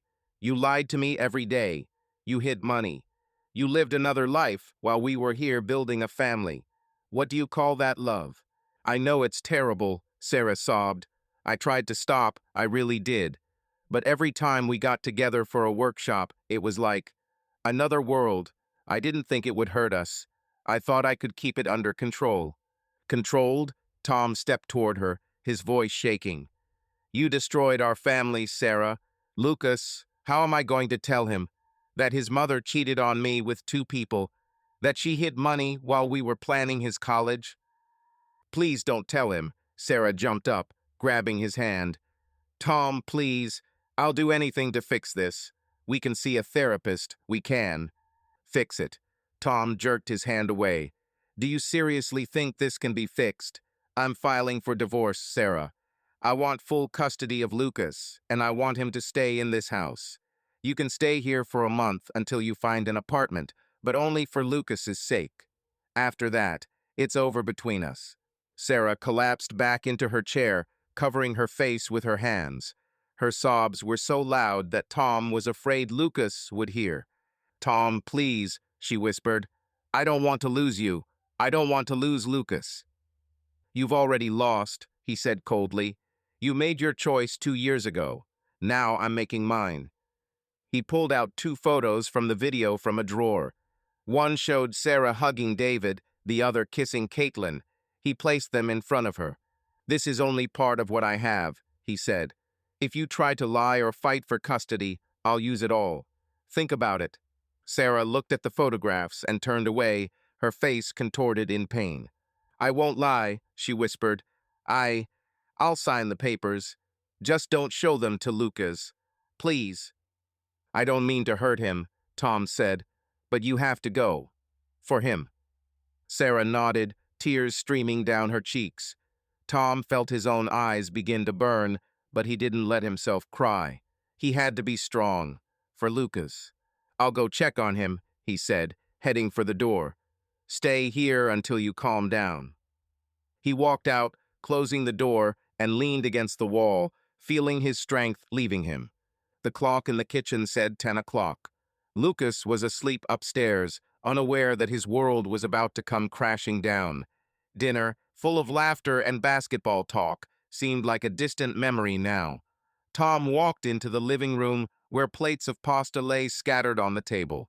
He began cleaning, moving mechanically to keep his hands busy and distract himself.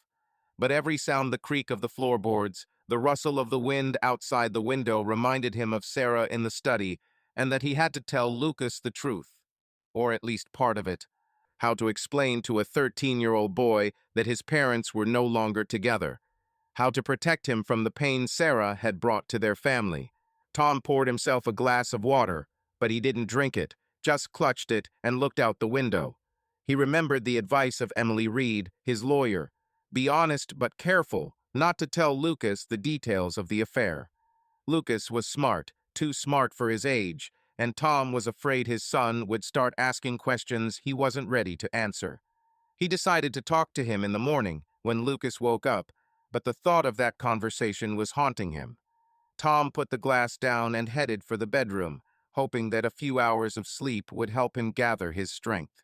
The night passed restlessly. Tom tossed and turned, waking up every now and then from fragments of dreams in which Sarah was laughing with strangers and Lucas was looking at him reproachfully. By morning he felt broken, but the smell of the coffee he had brewed brought him back to his senses a little. Lucas was still asleep, and Sarah, judging by the silence, was still in her room. Tom decided it would be best to talk to his son before she arrived. He did not want Lucas to see her like this, tearful, broken. Around 7 in the morning, Tom heard footsteps on the stairs. Lucas, wearing wrinkled Portland Trail Blazers pajamas, came down to the kitchen, rubbing his eyes. "Dad, are you up yet?" he muttered, opening the refrigerator. "I thought you slept until 9 on weekends." "I couldn't sleep," Tom smiled, trying to look more cheerful than he felt. "Would you like some toast? Or some eggs?" Toast. Lucas plopped down on a chair, pulling out his phone. "Is Mom still asleep? She promised to help with biology before school." Tom swallowed, feeling his heart tighten. The moment had come. "Lucas," he said, sitting down across from his son, "we need to talk. This is important." Lucas looked up from his phone, his face wary. "What?" he asked. "Dad, you're scaring me. Is this about the game today? Did the coach call?" "No, son," Tom shook his head. "It's about me and your mother. We're having serious problems.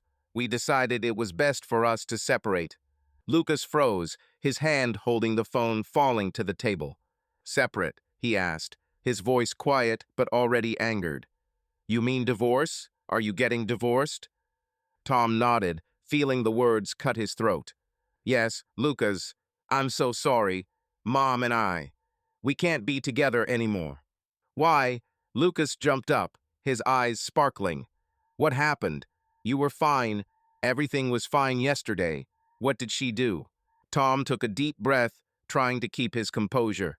Emily and Elizabeth had warned him that Lucas would ask questions, and he needed to be prepared. "It's complicated," he said. "Mom did something that really upset me. I don't want to go into details, but it's serious. I've decided that it's best for us to live separately. You're staying with me here in our house. Nothing in your life is going to change: school, basketball, friends. I promise." Lucas looked at him, his face a mixture of shock and rage. "It won't change," he almost shouted. "Dad, are you kidding? My mom will leave. That changes everything. What did she do? She cheated on you, right? I'm not stupid." Tom winced. Lucas was too perceptive, and his guess had been spot on. But Tom couldn't tell about the video, about Caitlin and David, about the secret account. It would destroy his son. "Lucas, listen." Tom extended his hand, but Lucas flinched. "This is between me and Mom. I know it hurts, but I don't want you to hate her. She's your mom, and she loves you." "Love us?" Lucas snorted, his voice shaking. "If she loved us, she wouldn't have done anything that's causing you to get divorced. I want to know what she did." "Not now," Tom said firmly but gently. "I promise we'll talk, but not today. Give me time, okay? I want you to be okay." Lucas looked at the floor, his fists clenched. "I want to talk to her," he said finally, his voice cold. "Where is she?" "She's in the bedroom," Tom sighed. "But Lucas, she's not in the best condition right now. Maybe you could wait a little." "No," Lucas headed for the stairs. "I want to know what she says." Tom followed, his heart pounding. He didn't want Lucas to see Sarah like this, tearful, guilt-ridden. But he couldn't stop him. Lucas knocked on the bedroom door, his movements sharp, determined. "Mom, open up," he shouted. Sarah opened the door, her face pale, her eyes red from crying. She tried to smile, but it looked pathetic. "Lucas," she whispered, you know? Dad said you were getting a divorce." Lucas looked at her, his voice shaking with anger. "Because you did something bad." "What did you do, Mom? Tell me." Sarah looked at Tom, her eyes pleading for help, but he just shook his head. This was her truth, and she had to tell it. "Lucas, I made a mistake," she said, her voice breaking. I hurt Daddy, and he's right not to want to be with me. But I love you, son. That doesn't change how much I love you. A mistake. Lucas stepped closer, his eyes glittering. You cheated on him, didn't you? You lied to us. How could you? Sarah covered her face with her hands, her shoulders shaking. Lucas, please, she whispered. I didn't mean to hurt you. I didn't want you to know. But I found out, Lucas shouted, his voice echoing through the house. You lied to me. I don't want to see you. He turned and ran into his room, slamming the door. Tom heard the music start playing loudly, drowning out everything else. He looked at Sarah, who was sitting on the edge of the bed, hugging herself, tears streaming down her cheeks. It's my fault, she whispered. I ruined everything. Tom wanted to say something, but the words were stuck in his throat. He felt her pain, but he couldn't comfort her. She had made a choice 2 years ago, and now they were all paying for it. I'll talk to him, he said finally. But Sarah, you have to understand. This can't be fixed. You can stay here for a month for Lucas's sake. But after that, we're not a family anymore. Sarah nodded without looking up. Tom left, closing the door, and headed for Lucas's room. He knocked, but there was no answer, only the music blaring through his headphones. Lucas, it's me, Tom said. Can I come in? Go away. Lucas's voice was muffled, but full of pain. Tom opened the door and saw his son sitting on the bed with headphones in his ears. He took them off when he saw his father, but his face was gloomy. Why did you tell me? Lucas asked. I didn't want to know. Now I hate her. Don't say that. Tom sat down next to her, trying not to show how his words were cutting. She's your mother. She made a mistake, a big mistake, but she loves you. Love? Lucas snorted. She lied to us. She left us for someone else. Tom hugged his son, and this time Lucas didn't push him away. He could feel the boy shaking, and his own eyes began to burn. We're with you, Lucas, he said. I'll always be here. We'll get through this, I promise. Lucas nodded, burying his face in his father's shoulder. They sat like that for a few minutes, music playing through the headphones that were thrown onto the bed. Tom knew this was just the beginning. Lucas would be hurt, and as a father, he would have to find a way to protect him. But for now, he just held his son, hoping that would be enough. The morning in the Wilson house was quiet, as if time itself held its breath. Tom stood by the coffee pot, watching the black trickle slowly fill his mug. Outside the Portland window, the gray sky promised another day of rain, but inside the house, the tension was heavier than any weather. It had been the evening since he had announced the divorce to Sarah, and the morning since Lucas had learned of their decision. His son's reaction still echoed in Tom's head: anger, hurt, accusations. Lucas had locked himself in his room, and Sarah seemed to have stayed in her bedroom. Tom felt like he was in the eye of a storm, where every step could lead to another catastrophe. He glanced at his watch. It was 7 in the morning. Lucas would be down soon to get ready for school, but Tom wasn't sure if his son would want to go out at all. The conversation last night had left them all on edge. Tom decided to make breakfast pancakes, Lucas's favorite, hoping the familiar ritual would ease the tension a little. He got out the flour, eggs, and milk, trying to focus on the simple steps so as not to drown in thoughts of Sarah, her betrayal, and the future of their family. Footsteps on the stairs made him turn around. Lucas, wearing a wrinkled t-shirt and with his hair disheveled, walked into the kitchen, but his face was sullen, his eyes avoiding Tom. Good morning, son, Tom said, trying to sound cheerful. Pancakes? Lucas shrugged as he sat down at the table. Not particularly hungry, he muttered, taking out his phone. Tom swallowed, feeling the silence between them become palpable. Lucas, he began, placing a plate of pancakes in front of his son. I know yesterday was tough. If you want to talk. I don't want to, Lucas interrupted, looking at the screen. Where's Mom? In the bedroom, Tom answered. She's having a hard time too. Yeah, right, Lucas snorted, his voice full of sarcasm. It's hard for her because she got caught. Lucas, Tom sat down across from him, trying to keep his voice even. I know you're angry, but she's your mom. She loves you. Love? Lucas looked up, his gaze sharp. She lied to us, Dad. For 2 years. I don't want to see her. Tom wanted to argue, but his words stuck. He understood Lucas's anger, he felt the same way. But seeing his son push his mother away was painful. He decided to change the subject. Are you going to school? He asked. You have a game today, right? Yes, Lucas nodded, but without enthusiasm. I'll go. I don't want to sit at home. Okay, Tom smiled, though it was strained. I'll be at the game. I promise not to yell. Lucas chuckled weakly, but didn't answer. He picked at his pancake with his fork and stood up. I'll go get ready, he said, going upstairs. Tom watched him go, feeling helpless. He knew Lucas was trying to hold on, but his pain was obvious. Tom turned to the coffee pot to pour another mug when he heard footsteps.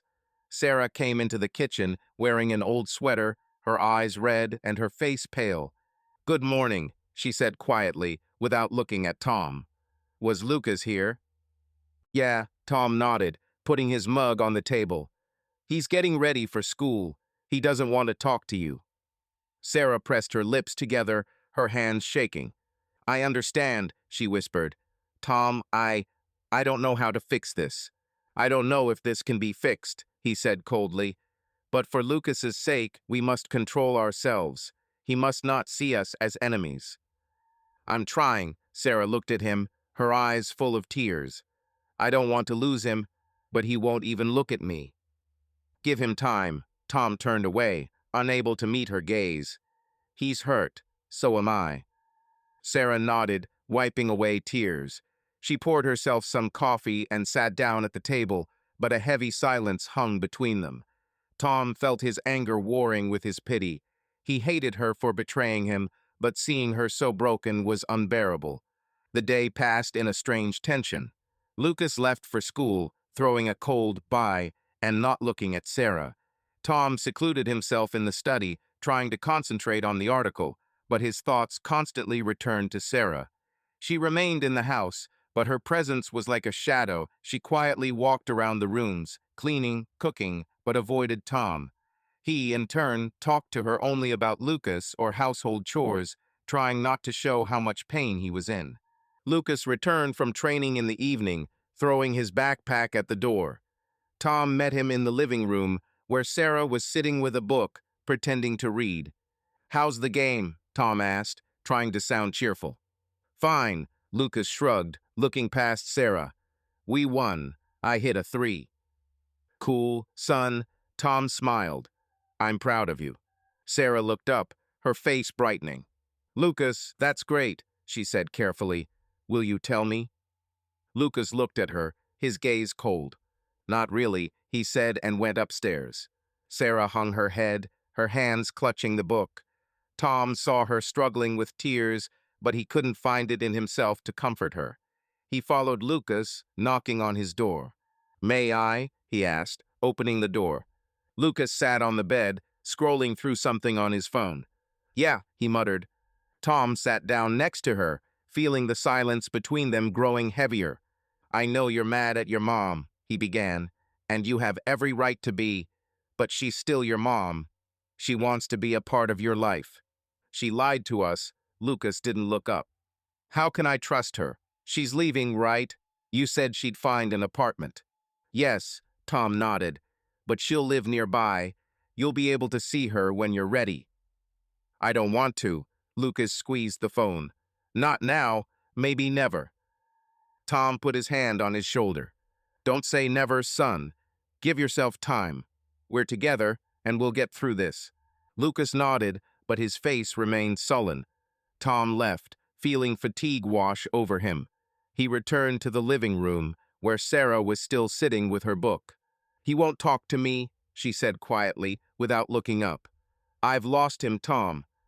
He's just angry, Tom replied, although he wasn't sure himself. Give him time. Sarah nodded, but her eyes were filled with tears again. Tom turned away, unable to bear to look at her pain. He felt torn between anger and pity, between the desire to protect Lucas and the need to remain in control. Over the next few days, the tension in the house only grew. Sarah tried to be helpful cooking dinner, cleaning, but Lucas ignored her, giving monosyllabic answers or even retreating to his room. Tom maintained a semblance of normalcy for his son's sake, but he only spoke to Sarah about what was necessary.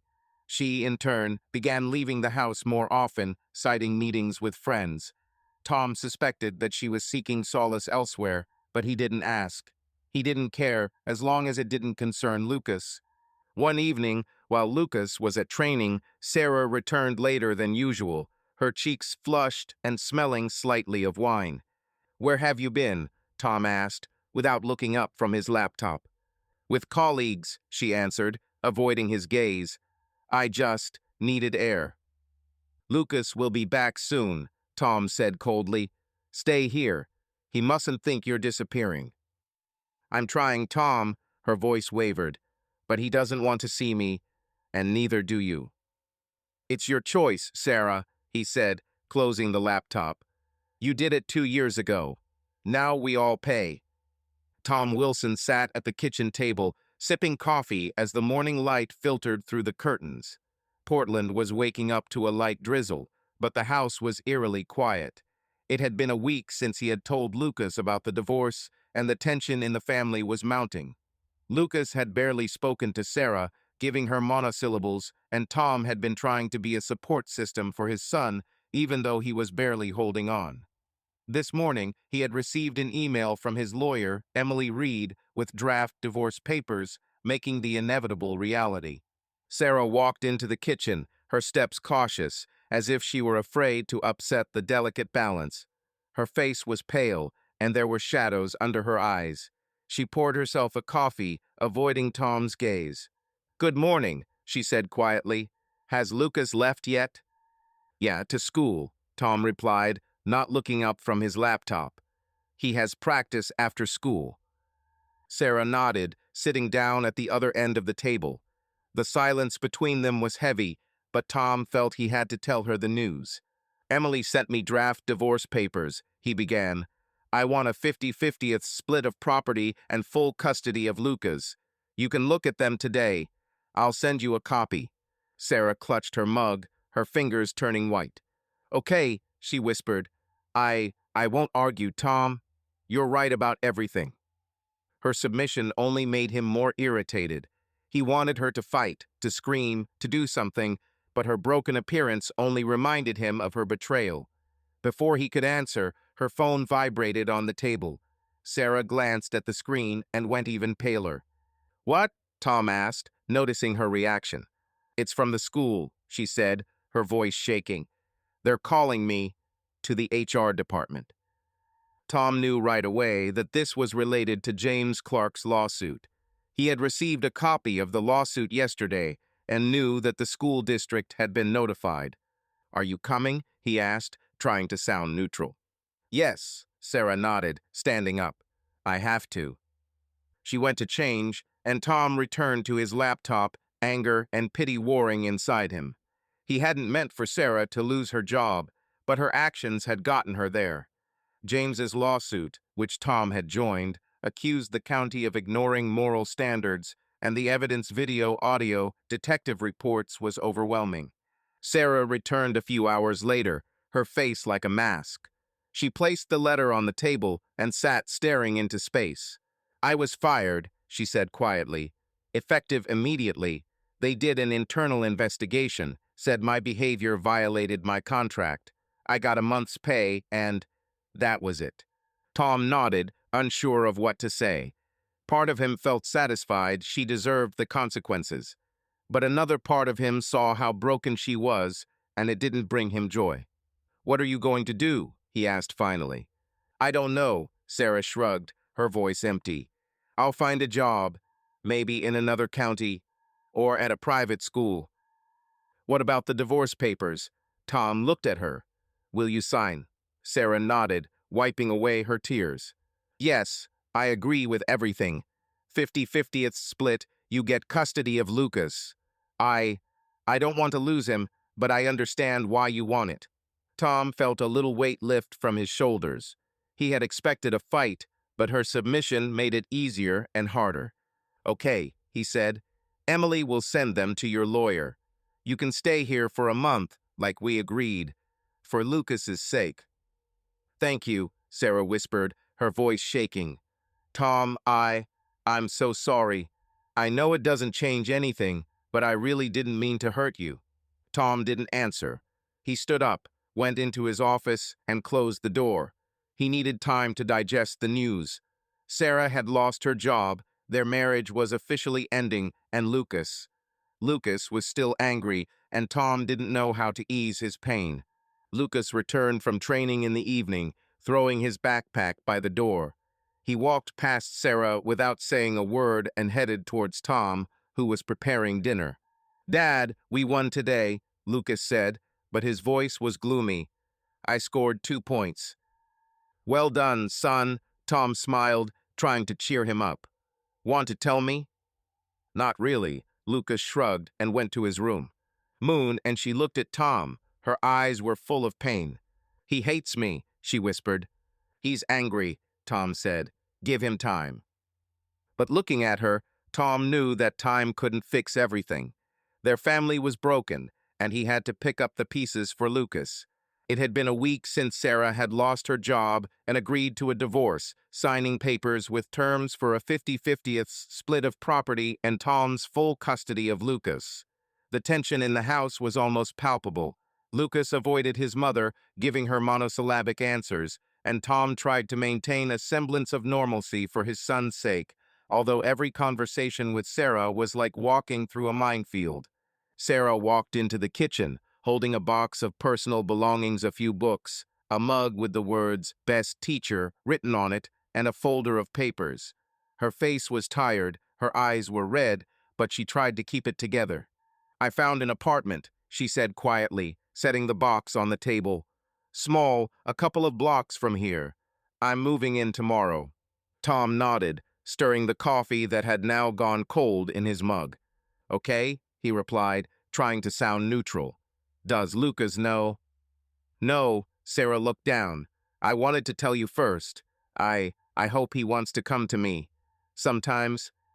"It's his choice," Tom said, feeling anger and pity warring inside him. "You have to give him time." Sarah nodded, her fingers nervously fiddling with the edge of the box. "I got a job," she added, "at an educational center as an assistant coordinator. It's not what it was, but it's a start."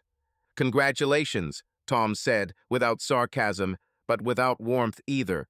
He didn't know how to respond. Part of him wanted Sarah to stand up for Lucas, but another part still saw her as a traitor. "Thank you," Sarah whispered. "Tom, I know you don't want to hear this, but I'm sorry. Every day, I didn't expect it to end like this." Tom looked at her, his eyes were cold. "You made your choice 2 years ago," he said. "Now we live with the consequences." Sarah pressed her lips together but didn't answer. She picked up the box and went into the bedroom to continue packing. Tom was left alone, feeling the silence weighing on him.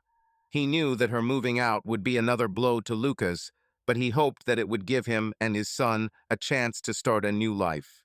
That evening, when Lucas returned from basketball practice, Tom decided to talk to him.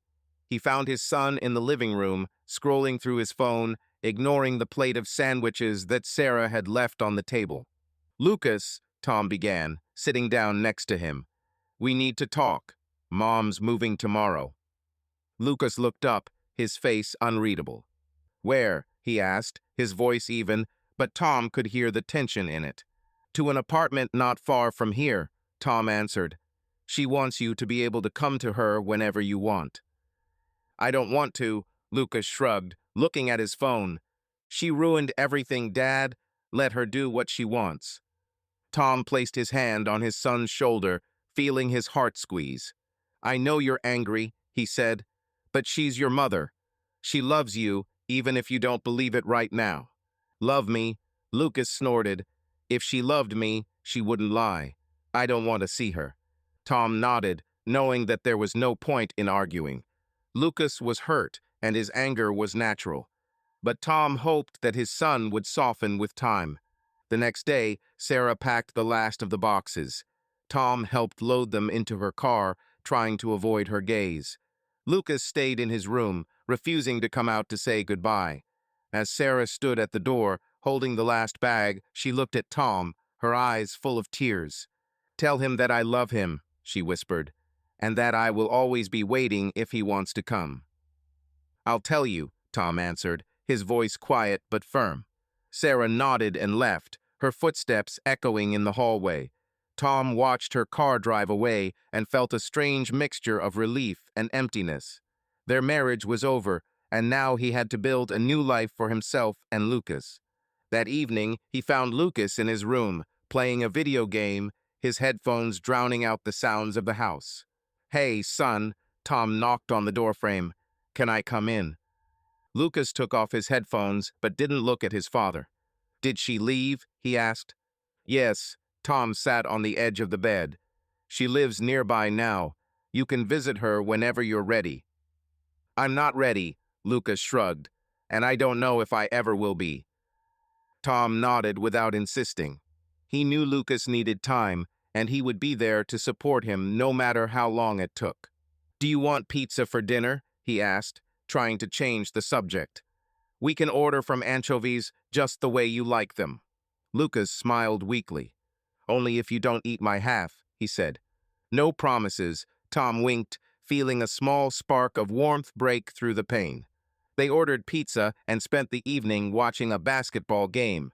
Lucas was quieter than usual, but Tom could tell his son was trying to hold on. Sarah's move had been the end of one chapter of their lives, but Tom was determined to start a new one. Tom Wilson sat in his office, staring at his laptop screen, where a new email from Emily Reed, his attorney, glowed in his inbox. Outside the Portland window, a familiar rain was falling, but the house was quiet. Lucas was at basketball practice, and Sarah had moved into her apartment a week ago. Her absence left the house empty, but Tom felt like it was a new beginning for him and his son. Emily's email was about a lawsuit against the school district brought by James Clark, and Tom knew the news could be big. He clicked on the email, bracing himself for the change that would change their future. Volume. "Good news. James Clark has reported that the school district has agreed to a settlement. They are offering $9 million, divided among the three spouses, $3 million each after taxes and legal fees. The condition is that they sign a non-disclosure agreement. James and Lisa have already agreed. Please let me know if you are ready to sign. I can prepare the paperwork today. Emily." Tom leaned back in his chair, processing the number. $3 million. It was more than he could have ever imagined. The money could set Lucas up for college, a home, a future free of financial worries. But the price was high, keeping quiet about what Sarah had done, about her betrayal, about how the school district had turned a blind eye. Tom felt conflicted. Part of him wanted justice, a public revelation, but another knew that publicity would only hurt Lucas more. He dialed James Clark's number to discuss the details. After 2 rings, James answered, sounding tired, but with a hint of relief. "Tom, I'm glad you called," he said. "Did you see the letter from the lawyers?" "Yeah," Tom nodded, though James couldn't see him. $3 million. That's serious." "Of course," James chuckled. "The county doesn't want a trial.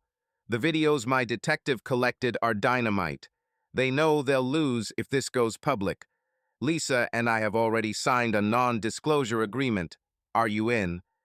Tom paused, looking at the photo of Lucas on the table, his son in his basketball uniform, smiling widely after a game.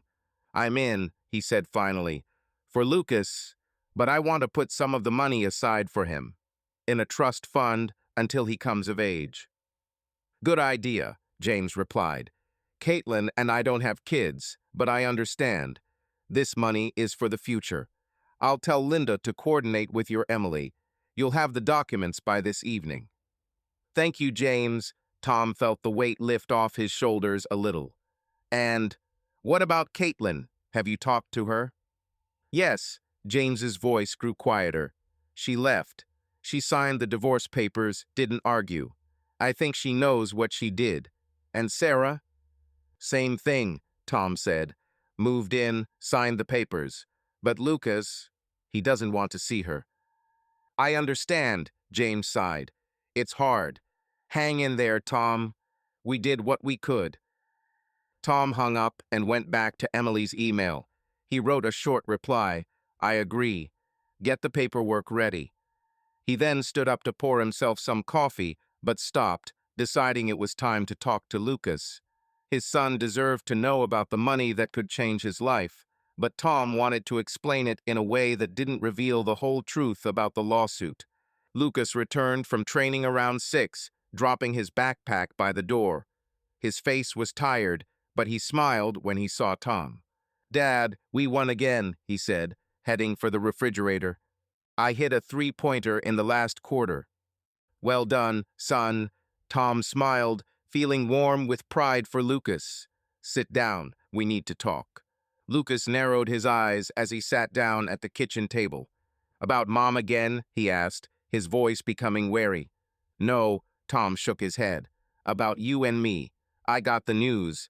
We won the case against the school district. They paid out compensation $3 million. Lucas's eyes widened. Really? He whistled. It's like in the movies. Is this because of what Mom did? Tom swallowed, choosing his words. Partly, he said, but it's not just her. The county didn't do its job, and we got the money to set you up for your future. I want to put $1 million in a trust fund for you until you come of age. The rest we'll use for a house, college, whatever you need. Lucas nodded, but his gaze was thoughtful. And Mom, he asked, will she get anything? I'll give her some, Tom said, so she can start over. But Lucas, that doesn't mean all is forgiven. This is for you, so that we can be okay. I don't want her to take our money, Lucas frowned. She betrayed us, Dad. I know, Tom put his hand on his shoulder. But she's your mom, and I don't want you to hate her forever. Maybe eventually you'll want to talk to her. Lucas shrugged, but didn't answer. Tom could tell his son was still angry, but he hoped the money would give him a sense of security. They ate pizza for dinner, discussing the game, and Tom felt like their lives, despite the pain, were beginning to stabilize. Later, he called Sarah to inform her about the compensation. Sarah, it's Tom, he said when she answered. The county paid out $3 million. I'll put aside $1 million for Lucas and give you some so you can get settled. Sarah was silent for a moment, her voice quiet. Thank you, Tom, she said. I don't deserve this. It's not for you, he replied. It's for Lucas. It had been a year since Tom Wilson's life had been turned upside down, and now he stood on the sideline of a Portland basketball court, watching Lucas deftly dribble past a defender and hit a three-pointer. The spring sun broke through the clouds, casting warm rays across the court as Lucas's team battled through a close game. Tom smiled, proud of his son for finding the strength to move forward despite the pain of the past year. The $3 million settlement from the school district had given them financial stability, but Tom knew the real victory was how he and Lucas had survived their divorce and Sarah's betrayal. Lucas, now 14, was taller, more confident, and his passion for basketball was growing. He still rarely spoke of Sarah, who had moved into a small apartment a few blocks from their home, but Tom could see his son occasionally brooding over old family photos. The divorce had been finalized 9 months ago, and although Lucas refused to visit his mother, Tom hoped that time would soften his anger. After the game, which ended in a victory for Lucas's team, Tom waited for his son at the exit of the field. Lucas ran up, beaming with joy, his uniform damp with sweat. "Dad, did you see my throw?" he exclaimed, wiping his face with a towel. "I beat them." "I saw it, champ." Tom clapped him on the shoulder. "You were like Lillard in his prime. Let's celebrate with pizza." "Only with anchovies," Lucas grinned, throwing his backpack into the car. They drove home, talking about the game, and Tom felt their bond deepen. Lucas became more open, though sometimes his eyes betrayed longing. Tom tried to be there for him, helping with homework, driving him to practices, and supporting him at school events. But he knew Lucas missed his mother, even if he didn't admit it. At home, While Lucas was taking a shower, Tom checked his email. Among the bills was an invitation to a school picnic organized by the TA. He remembered how Sarah was always at the center of such events, helping with decorations or making her famous potato salad. Now these responsibilities fell to him, and he was trying not to let Lucas down. At the picnic, which was held in a park along the Willamette River, Tom was helping set up tables when he spotted April Stenner, the mother of Lucas's teammate Josh. April, a short woman with a warm smile and blonde hair, was one of the most active members of the TA. She brought her signature chocolate cupcake, which was already causing a stir among the kids. "Tom, did you agree to everything again?" April walked over, holding a tray of lemonade. "Are you officially a super dad now?" "I'm trying," Tom smiled, accepting the tray. "Lucas said that if I don't come, he'll disqualify me as a father." April laughed, her eyes sparkling. "Josh, same thing. These guys know how to boss us around. How's Lucas? He was a star on the field today." "Yeah, he's on fire," Tom nodded, feeling the warmth of her interest. "And Josh, I saw him make that great pass." "He's studying," April shrugged. "But, he's been talking about Lucas more. They've become friends, I think." "That's cool," Tom said. "Lucas needs friends.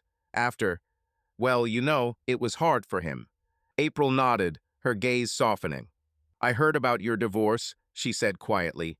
"I can't imagine what it's like. But you're doing well, Tom. Lucas looks happy." "I try," Tom shrugged, feeling a slight warmth from her words. "And you? Josh said you're raising a child on your own, too." "Yeah," April smiled, but there was a hint of sadness in her eyes. "I got divorced 3 years ago. Josh and I are a team, but sometimes you want someone to fill in on the shift." "Sounds familiar," Tom chuckled. "Maybe we should join forces, Superdad and Supermom." April laughed, and Tom felt something inside him come alive. For the first time in a year, he noticed that he wasn't just smiling for Lucas. They continued to chat as the kids ran around the park, and Tom found himself liking her ease, her sincerity. Later, at home, Lucas sat at the kitchen table, eating pizza and scrolling through his phone. "Dad, did you see how Josh passed today?" he asked. "He's really cool. We're thinking about having a party after the next game. Can we come over?" "Sure," Tom nodded. "So, is Josh your best friend now?" "Well, sort of," Lucas shrugged, but his smile betrayed his enthusiasm. "And Dad, I saw you chatting with his mom. She's cool." "Cool?" Tom squinted, feeling his cheeks warm. "Are you trying to marry me off?" "Nah," Lucas chuckled. "But she makes a great cupcake. Better than yours." "Oh, that's a low blow," Tom feigned offense. "Okay, I'll think about inviting April, but only if you stop stealing my pizza." Lucas laughed, and Tom felt their home fill with warmth again. Lucas had started dating a girl on the basketball team, Maddie, and Tom was helping him navigate his first teenage experiences, from awkward texts to what to wear on a date. Life was moving forward, and though Sarah's shadow still lingered in the background, Tom and Lucas were building a new reality that included laughter, basketball, and maybe new people. Subscribe to our channel so that your love doesn't cheat on you, and go ahead and listen to the next story, because this story is nothing compared to the next one. If you're under 18, don't even click to the next one.